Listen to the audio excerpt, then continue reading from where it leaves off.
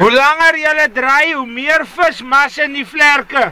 So gaan onder en trek bo.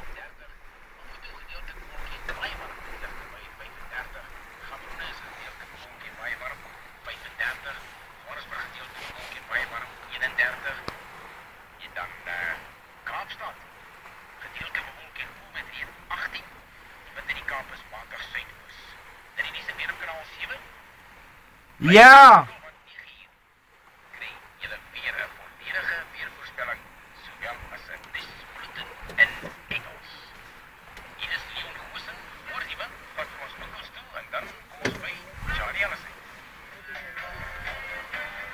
Kijk daar aan die ander kant, die vis gaan bo oor.